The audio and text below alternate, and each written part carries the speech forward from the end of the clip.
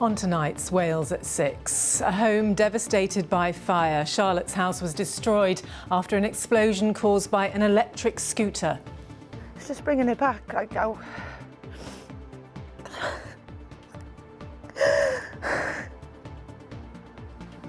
Also on the programme this evening. Calls for reports into inappropriate behaviour at Bangor Cathedral to be fully published as the Archbishop of Wales steps down. And Wales's women have touched down in Switzerland ahead of their first major tournament. And as you can see, excitement back home is building.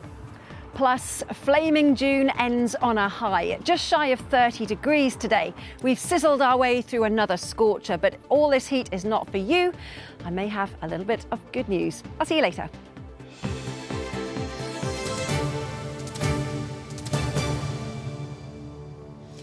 Hello, good evening to you.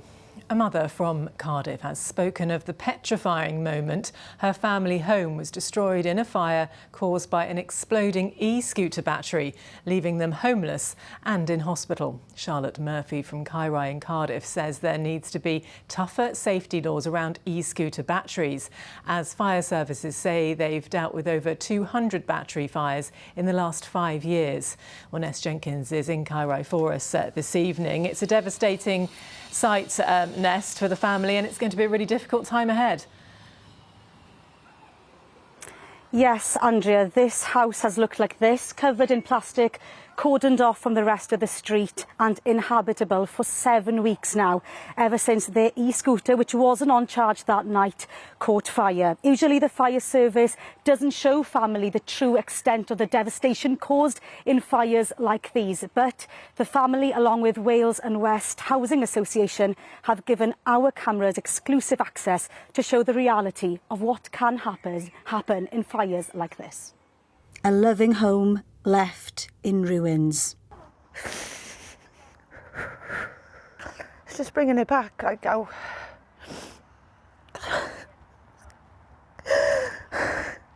It's the first time Charlotte Murphy from Kairai in Cardiff has been back to what's left of her home since an e-scooter caught fire in their hallway in April this year.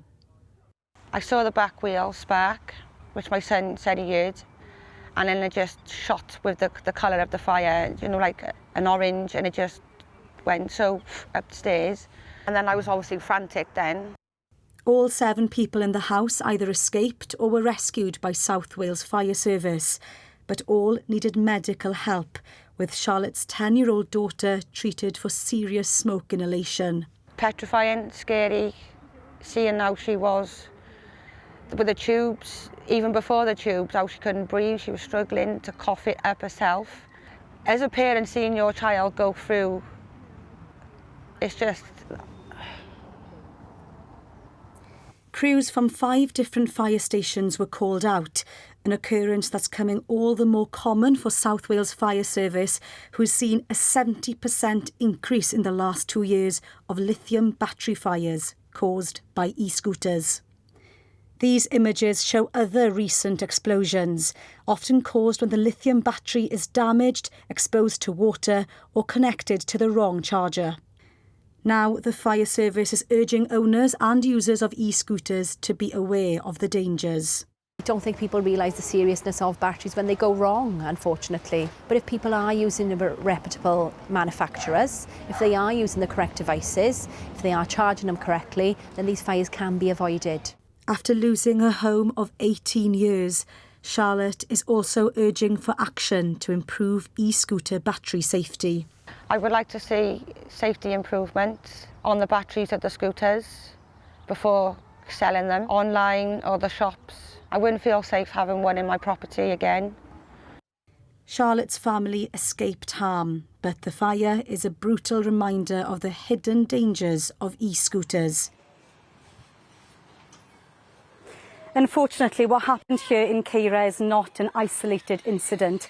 Over the last 5 years, fire services across Wales have been called out to 200 fires like this, where 35 people have been injured, all because of lithium battery explosions, batteries that are often seen in e-scooters.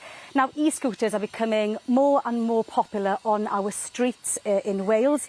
but it's actually worth noting that they're illegal to use on public roads, not like in England, where some towns and cities have rolled them out on a trial basis. So if you're caught using an e-scooter in Wales, you could be fined and receive up to 6 points on your licence. So the message today is, yes, they can pose a risk on our streets for users, for the public, but also at home too. How they're charged, how they're stored, and that needs to be on people's minds. Nest with our top story this evening. Thank you. And you can see more on that in Abida Bedouar tonight on S4C at 8 p.m. The programme does have English subtitles. To other news now this evening, and tributes have been paid to renowned opera star Stuart Burrows, who's died at the age of 92. Born in Kilvaneth near Pontypridd, he performed at some of the world's most well-known venues, including Carnegie Hall in New York and London's Royal Opera House, before receiving an OBE in 2007. There are fresh calls for the Church in Wales to fully publish reports into allegations of inappropriate behaviour at Bangor Cathedral. It follows the Archbishop of Wales, Andrew John's decision to retire with immediate effect late last week. With the latest, here's our reporter Gwenan Campbell. A beacon of light. That's how the Church in Wales is seen by many. But over the last few years, it's grappled with a series of scandals, leading to the Archbishop of Wales to announce his retirement. I think it increasingly felt inevitable that he would have to kind of fall on his sword and take the can for this. It's been framed as a retirement, but in reality, it's a resignation. Andrew John was elected Archbishop of Wales in December 2021, but his time in the role hasn't been smooth sailing. A safeguarding review at Bangor Cathedral, his diocese, identified a culture in which sexual boundaries seemed blurred and promiscuity was acceptable.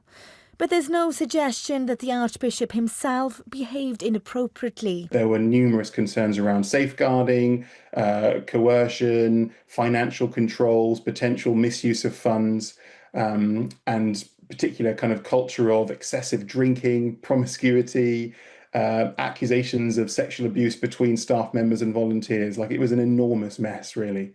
The Church in Wales have declined to publish the reports in full, something one senior MP says is disappointing. We don't know the detail, we don't know what's gone on, and therefore how can you encourage and scrutinise if you haven't got the full report in front of you? We need to know where are the safeguarding procedures, how do we keep children and young people safe in our churches across Wales?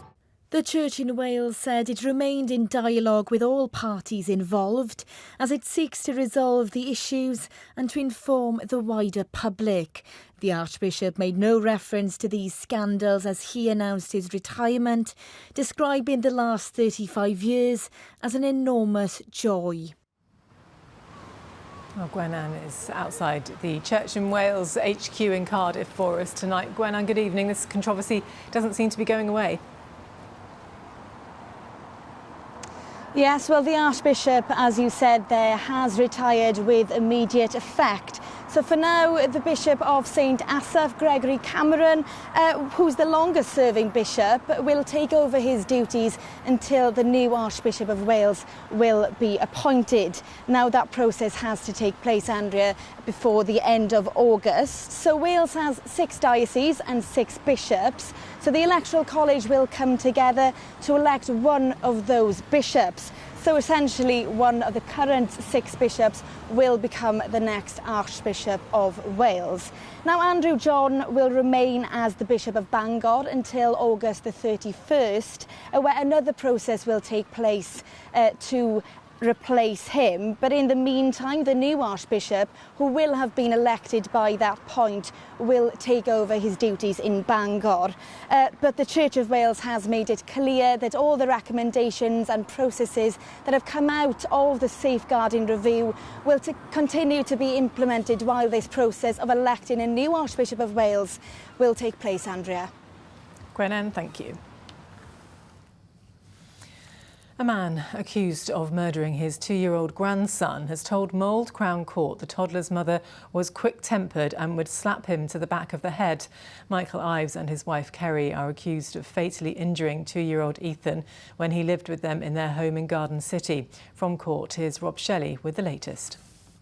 It's almost 4 years, August 2021, since paramedics rushed to a house in Garden City, Flintshire, where they found a 2-year-old toddler, Ethan Ives Griffiths, unresponsive. Now, Ethan was taken to Alderhay Hospital, where he died 2 days after of catastrophic head injuries. All 3 defendants in this case, Michael, Kerry and Shannon Ives, deny all the charges against them, which in the case of the 2 grandparents, Michael and Kerry Ives, includes murder. Well, today, here at noon at Mould, the defence for Michael Ives began. He told the jury that his daughter Shannon could be quick-tempered, that he'd seen her slap young Ethan. He'd asked her not to do that. She told him to mind his own business. The day the paramedics were called, the 14th of August, Mr. Ives told the jury that he saw Shannon take Ethan away for an evening feed and that a red mark had appeared by Ethan's eye. Grandfather and grandson sat down on the sofa to watch television together. He told the court, I stood Ethan up, and as I stood him up, his legs had just gone. He was beginning to fall backwards. Ethan wasn't responding. Mr. Ives says he rushed for a defibrillator, by which time the paramedics had arrived. Asked by his defence counsel, David Elias KC, had he ever hit or harmed Ethan, Michael Ives replied no. All 3 defendants in this case are represented by separate counsel, so the defence case continues. Rob Shelley, ITV News, Mould Crown Court. Thank you very much for being with us this Monday evening. Still to come for you. As temperatures soar, it's the perfect time to shear off a couple of layers, and it's all in the name of charity. Ooh, the thought of wearing a woolly jumper in this weather. Cardiff topped the Wales leaderboard today at 29.9 degrees Celsius. If that's too hot for you, don't worry. From tomorrow onwards, it's about to get cooler. I'll see you in a few minutes.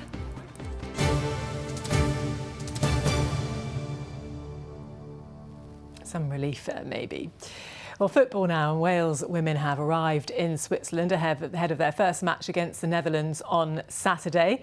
Rhian Wilkinson's side will also face France and England in the group stage, with the squad set to welcome local school children to a training session. One of the key members of the team is captain Angharad James, and despite her professional footballing career, has an interesting side hustle, as our sports reporter Matt Southcomb's been finding out.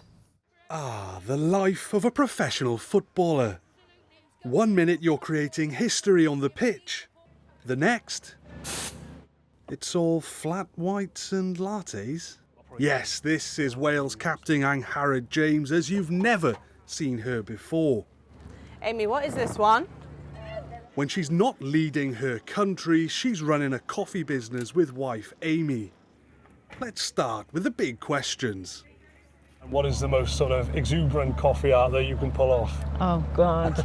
I can do a little flower of some sort, but I'm not a swan yet. I haven't got to that level yet. That's something maybe after football. When you've got a bit more time on When your I've got a hands. bit more time, yeah, I'll do that one. But yeah, a standard heart is the one I probably go for most. Yeah, absolutely. I mean, running a business is a stressful thing. How is it running it with your partner? Yeah, it's a lot of fun. You know, we've played together at the same team quite a few times too. So it's something that we're used to. And like I say, it was just a switch off from football too. And it's Amy is great with the coffee, and she's probably the best barista around. She's taken a lot of time and effort whilst I've been away in America, you know, pursuing with my football career. And it's something that we really love doing together. So it's been, it's a journey, and it's one that hopefully will continue after I've played football too. But for now, the milk frother can wait. James will lead her country at the Euros this summer, going where no Welsh woman has gone before. Yeah, it's still a bit surreal.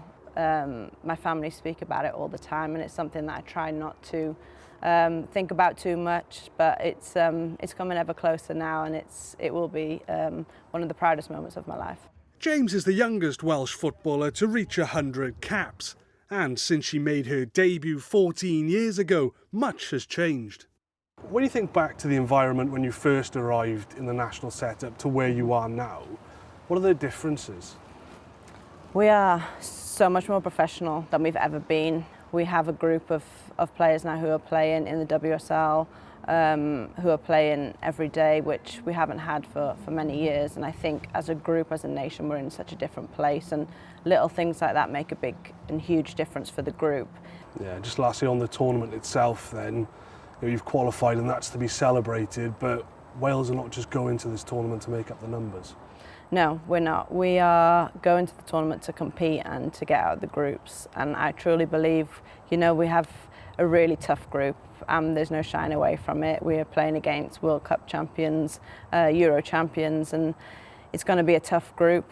But I am really excited to not just be at the tournament, and that's a message that I've wanted to portray to the group, is we're not just going there and we're happy to be there. We're going there to win and to win every game that we can. So for the next few weeks, the coffee van will grind to a halt.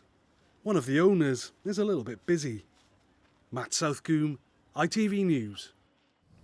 It's lovely to be learning more about the players. And back home, a mural of Wales captain Lang Harrod has been unveiled on the wall of her old school in Pembrokeshire. The Seattle Reign midfielder's image has appeared on Brynhonin Primary School, and our correspondent Dean Thomas Welch has been along to take a look at it. Well, we are just a few days away now from Wales women's first historic appearance at a major tournament, and they take on the Netherlands on Saturday at Euro 2025. Lots of excitement out there for the tournament, but lots of excitement here back home as well. You can see this beautiful mural to Wales's captain and Harrod James on the side of her former primary school. And I'm pleased to say joining me now is one of the governors of the school. Why did you put this beautiful mural on the side of the school?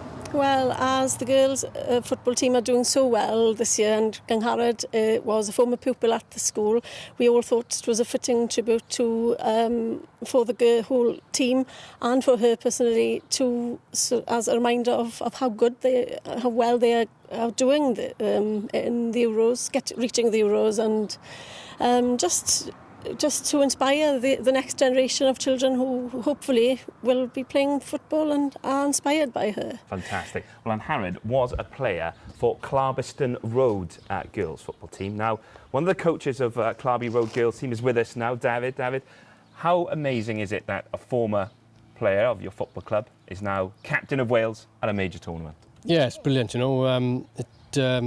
just having her, as she's been involved in the Welsh squad for many years. Just having her as a player was inspiring the girls, but now that she's been made captain as well and well over 100 caps, it's the girls' game is growing, but little things like this sort of help the girls' game to grow sort of in this area. Yeah, and we've got some of the players currently for Clarbeston Road girls.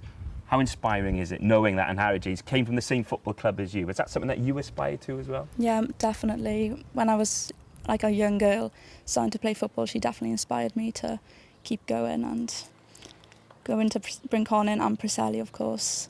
It's just, it was really inspiring. And Harrod James is a bit of an icon in these parts, isn't she? Are you looking forward to watching her now on Saturday? Yeah, definitely, and I think it's going to help the sport grow for girls in Pembrokeshire as well. And I'm pretty sure everyone's excited to be watching it, Fantastic. Well, the build-up is happening, not just in Switzerland, but here in Wales too, and we look forward to that first game. Dean Thomas Welch there.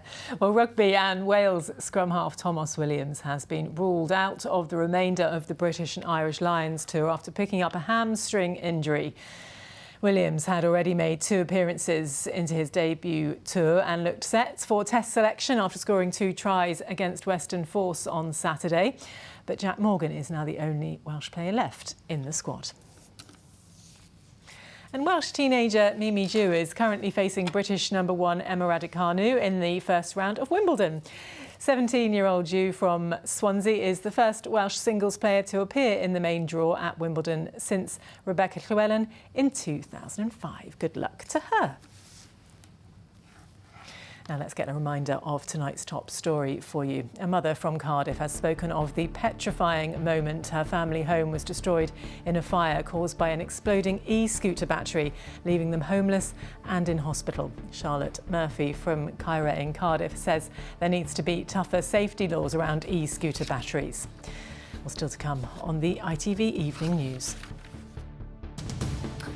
Coming up in the ITV Evening News, a 92-year-old man's found guilty of murder in Britain's oldest cold case. Louisa Dunn was found dead in 1967. No one was ever convicted until today. The BBC says it should have pulled the live stream of Bob Vylan's Glastonbury set, which it says contained anti-Semitic sentiments. And it's one of the hottest June days on record. Temperatures hit 34 degrees Celsius in parts of the UK. If you join us for those stories and more from 6:30. Charlene, as she said, will be joining you shortly. Here, though, a group of sheep shearing veterans from Powys have raised over £30,000 for a prostate cancer charity. They held a sheep shearing marathon to raise funds for the cause after being inspired by 8 local farmers who were all diagnosed with prostate cancer at the same time. Our Rural Affairs correspondent Hannah Thomas has more.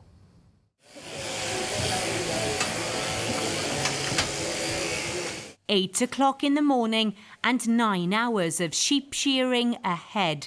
These boys are out of practice, but there are no signs of that today.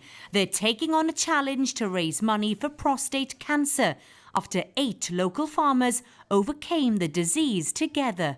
We became a band of brothers. We were such a good group and we all laughed and cried together. We have various functions regularly raising money for prostate cancer. We had a big breakfast 18 months ago where we raised £12,000 for prostate cancer.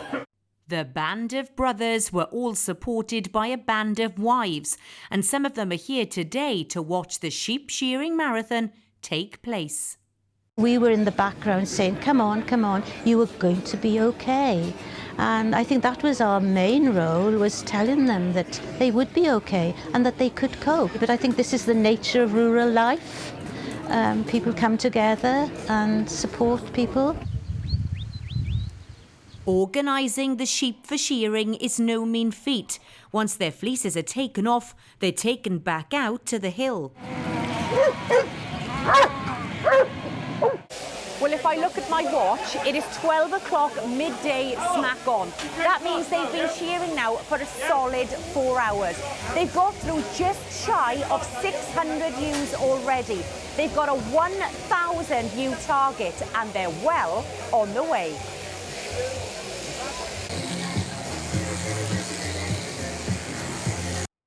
The marathon is being held on the Cnewr estate in Powys.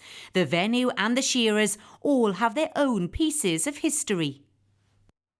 Cnewr estate is iconic in the sheep world, not just in Wales but beyond, and this little barn next door to us will have had over 1 million sheep shorn in it over a 150-year period. I take my hat off to these 6 veterans who not only came up with the idea, but they really are delivering on the day. I mean, they've a combined age probably of 370 years plus. They've long hung up their machines, but today they've brushed off the cobwebs. They're back here, and they're defying all of us in terms of what they're capable of. They finished their challenge within the time. This lot have all had their summer haircut and they're back out enjoying the green grass of Powys. Hannah Thomas, ITV News on the Cnewr estate. Well, thousands of much cooler sheep there, very happy indeed. But Ruth, we don't know, they might be cooler again. Is this hot weather going to last? You're in Penarth for us this evening. Good evening to you. Hi there. Oh my gosh, those sheep wearing those woolly jumpers. Honestly, they must have been boiling, and it has been boiling out here today, let's face it. Cardiff, sort of a stone's throw from here, tops the Wales leaderboard at 29.9 degrees Celsius, just shy of 30. Very hot indeed for the time of the year. But I have indeed come to the best place, the beach on the coast, because quite a variation in temperature. Beaches have certainly been fresher today. Aberdaron, for example, in the northwest, Tipperclean Peninsula, topped out at 19.9 Celsius. So that's a 10-degree difference. It's certainly much more comfortable here. And you can see, even though it's evening time, people are still coming down to the beach and actually getting into the sea. It's lovely. It's like a flat calm here in Penarth. It's just perfect conditions. Now then, not quite so perfect if all this heat is not for you. However, there is a little glimmer of hope. If you don't like the scorching temperatures, things do look set to change over the next few days. Things turn a little more unsettled and a little fresher too. Here are the details. outbreaks of ancient sites will gradually settle into an evening of pizza plates al fresco. TUI sponsors ITV Cymru Wales weather. Well, it's like a summer's day out here in Penarth on the beach at the moment, and across Wales it is calm and quiet. It's been breezy around coastal areas, but that wind will dip out over the next few hours, and generally speaking, nothing at all to worry about. Coastal areas could see a little bit of sea fret, mist and fog starting to build, and some cloud out towards the west by the early hours, but I think it's the temperatures that are going to be the talking point tonight. In many spots, barely dipping below 18 or 19 Celsius. That's thoroughly miserable, very muggy, very close and humid conditions for sleeping, and actually that's where daytime averages should be at this time of the year. So from the word go tomorrow, it is going to be mild and muggy, but a real difference as we wake to tomorrow morning, certainly out towards western areas, with that low-lying mist and cloud building all the while. And it could bring a few spots of patchy rain and drizzle, most likely over the higher ground hills and mountains. At lower levels, you won't even notice. And as a general rule, the further south and east you go through tomorrow, yet again, this is where you'll see the best of the temperatures. But I'm sure the eagle-eyed will have noticed not quite as hot, certainly, as it has been out here today. So we're still looking at 24, 25, still very warm indeed for the time of year. And again, not surprisingly, still fresher out towards the west in the low 20s here. As we head through then towards the middle of the week, again, that slight downward trend in temperature continues. And there is the possibility we could see a few showers in the outlook period. But generally speaking, absolutely nothing that's going to put a dampener on things. TUI sponsors ITV Cymru Wales weather.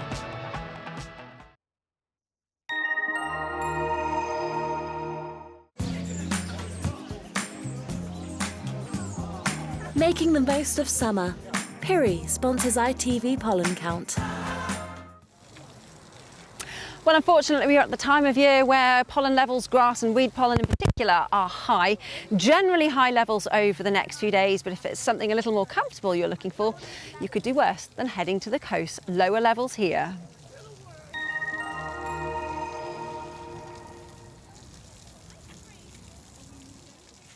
So yes, a flaming June comes to an end on very much something of a high. Across the UK, it's been hot and Europe is sizzling as well. But for us here in Wales, the heat wave looks set to end through tomorrow. Well, you try to stay cool out there while it lasts, Ruth. Thank you. And that is all for now. Hamish is back with your late update from the team on Wales at 6. Have a nice evening. Bye-bye.